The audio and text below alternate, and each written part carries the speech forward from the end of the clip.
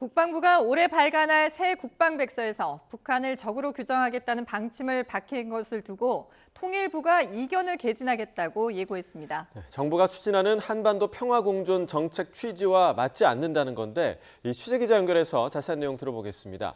나혜인 기자, 이 문제가 왜 다시 불거진 겁니까?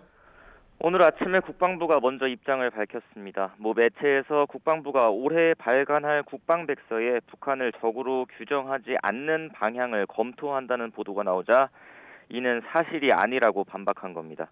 이경호 부대변인은 북한 정권과 북한군이 우리 적이라는 입장에 변함이 없고 올해 국방백서에도 이런 내용이 담길 거라고 확인했습니다.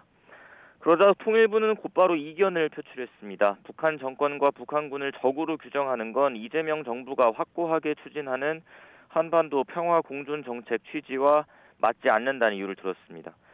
통일부 당국자는 북한을 주적으로 규정한 상태에서 주적인 북한과 평화 공존을 추구할 수는 없다며 향후 국방백서 발간 과정에서 이런 의견을 개진하겠다고 밝혔습니다.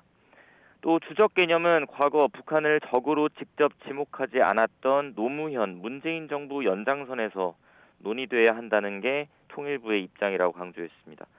국방백서는 우리나라 국방정책 방향과 북한의 군사적 위협 등을 해설하는 정부 공식 문서입니다.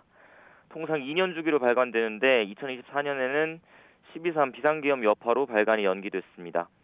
따라서 지금은 윤석열 정부 때 발간된 2022년 백서가 최신판인데 당시엔 북한 정권과 북한군을 우리 적으로 표현하는 등 대북 강경 기조가 반영됐습니다. 앞서 노무현 정부 때는 적 대신 직접적 군사 위협이라는 표현을 썼고 이명박 박근혜 정부 때 적이라는 표현이 부활했다가 문재인 정부 때는 다시 사라졌습니다.